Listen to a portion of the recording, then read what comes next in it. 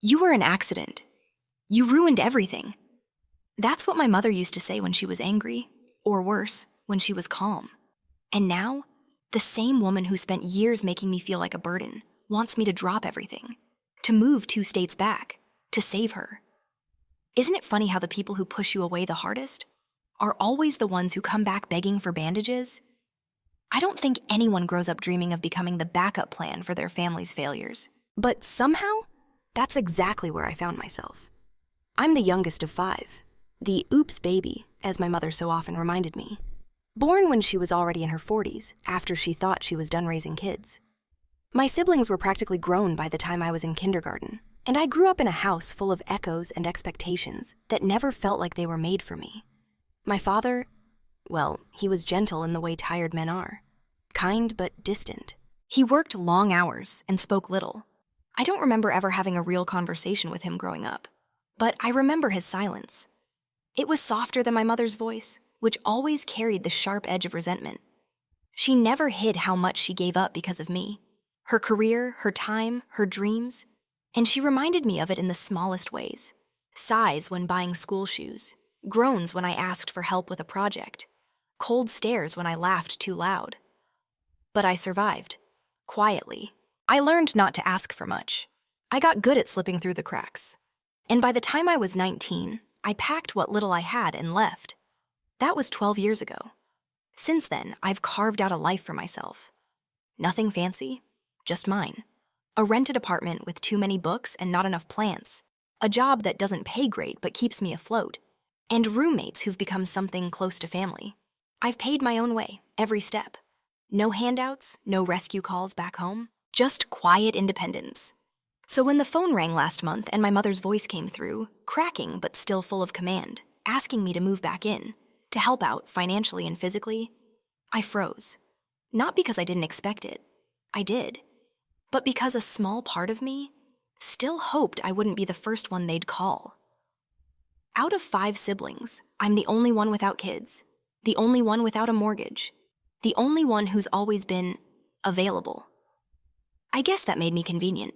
They live 2 states away now.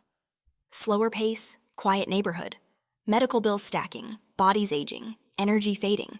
I understand, truly. But they weren't asking for visits or check-ins.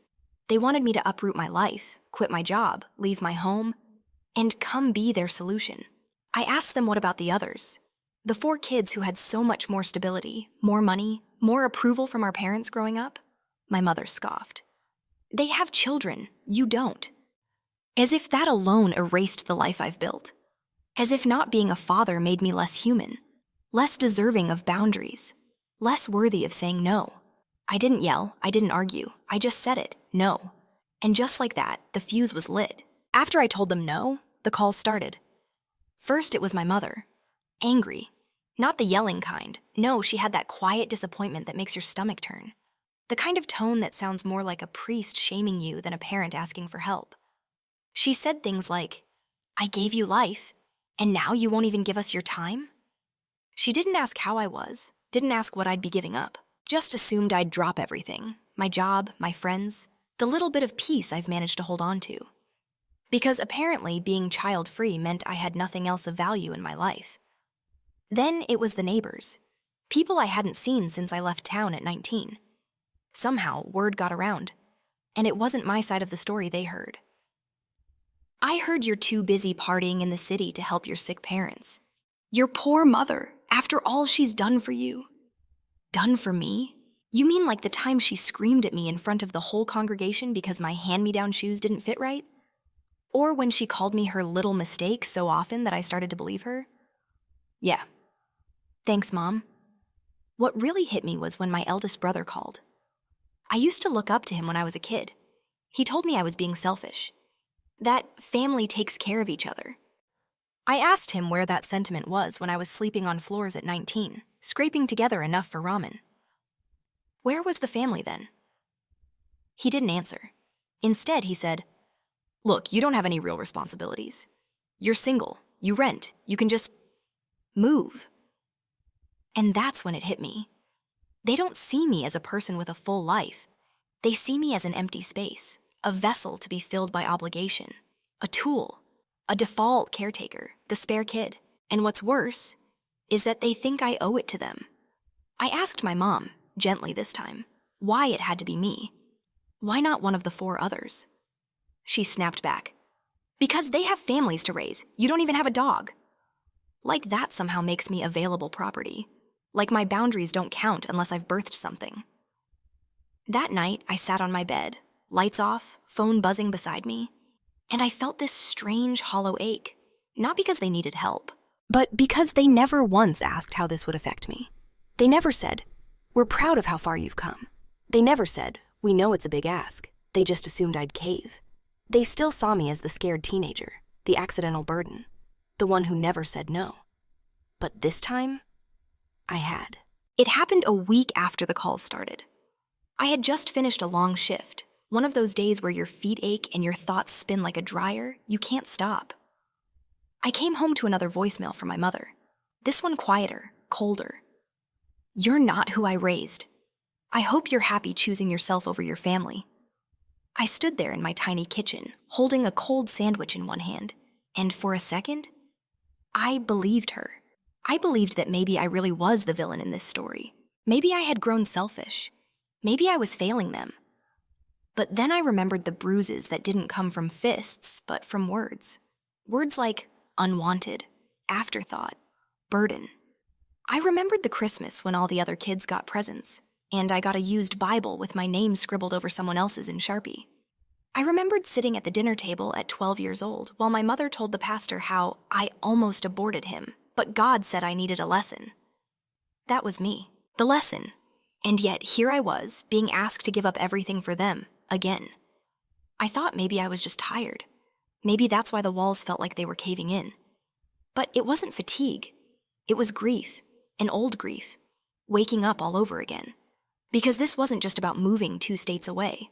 This was about all the years they watched me struggle and stayed silent. This was about the birthdays they forgot. The nights I cried myself to sleep, wondering if they even liked me, if they even wanted me. And now they wanted me back, not because they missed me, not because they loved me, but because they needed something. The final crack came when my younger sister called. She said, "You know Mom's not well. What if she dies, and this is the last thing you said to her?" And that's when I broke. Because all I could think was, what if it is? What if my last words to the woman who brought me into this world are no? And still, deep down, I didn't feel wrong. I sat on my balcony that night, wrapped in a blanket that smelled like dryer sheets and exhaustion, staring at the skyline like it held the answer. And I realized something. They don't know who I am now. They don't know the man who built his life from nothing. The man who fixed things on his own when no one came. The man who learned how to be soft, even after being raised on bitterness. They don't know me, because they never really tried to. They only know the version of me that owed them. And in that moment, under that sky, something shifted. I didn't cry. I didn't call anyone. I just let it settle. That I'm not the boy they left behind, and I don't have to be the man they expect me to become. I didn't respond to any more calls after that night. Not from my mother, not from the neighbors. Not even from the pastor who left a voicemail saying I needed to honor thy mother and thy father. Instead, I turned inward and started reclaiming the pieces of me I'd kept locked away for too long. I made a list that morning, not of what I needed to do, but of who I needed to be, strong, grounded, unapologetic. For the first time in years, I stopped reacting and started responding, not to them, but to my own life. I took the money I'd been setting aside just in case they needed help and used it to sign a lease on a new apartment. A space that was mine in every sense, not just 4 walls and a roof, but a declaration that this life belongs to me. I stopped sending money too, quietly.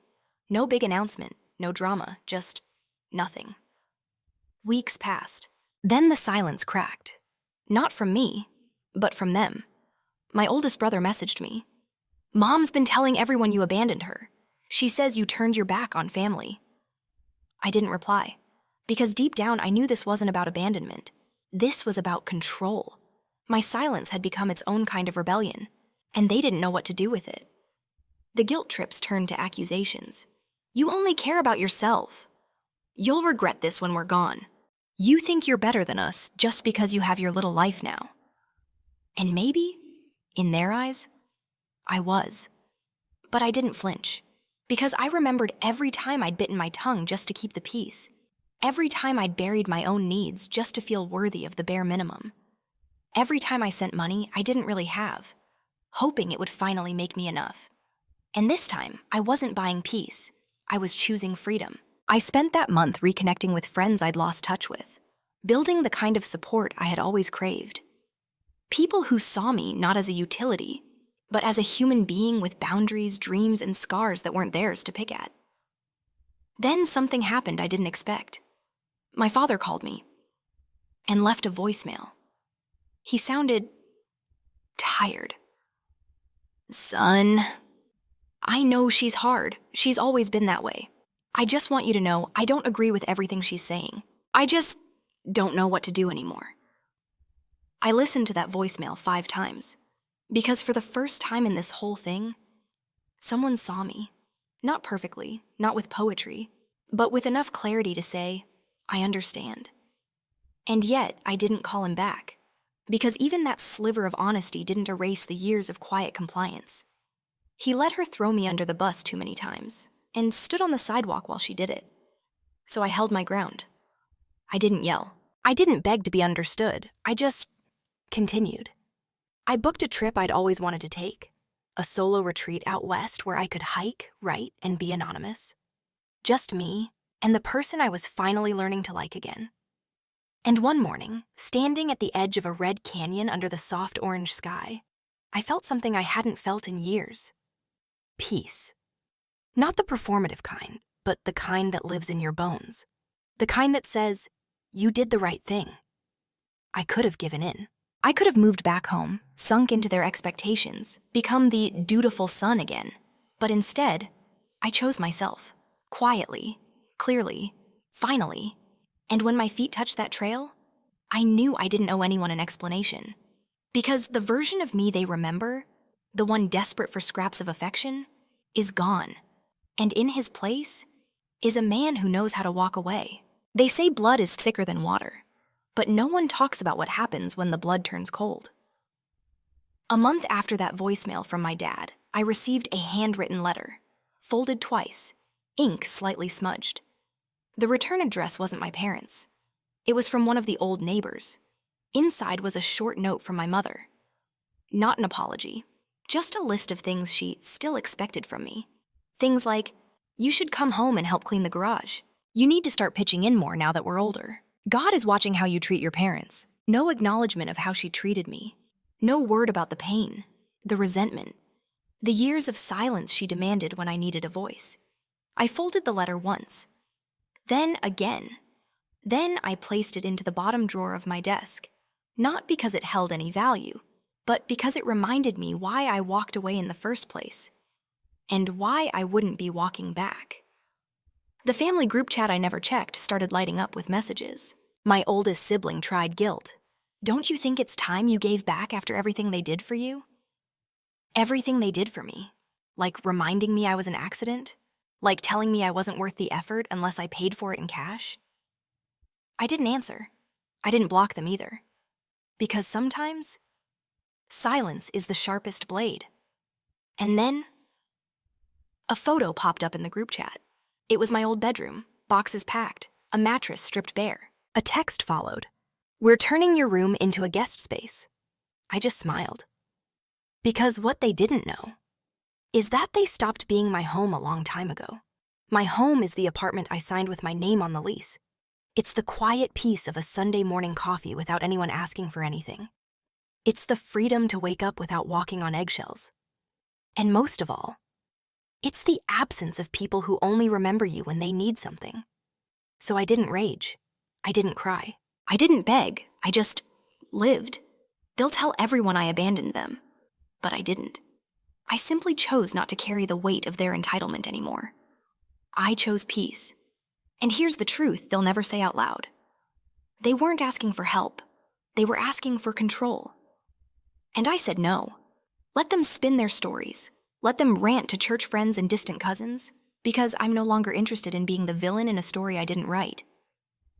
I'm the author now, and this chapter, it ends with 3 words: I chose me. Now let me ask you, have you ever walked away from a family that never truly saw you? If you had to choose between loyalty and your own sanity, which one would you pick?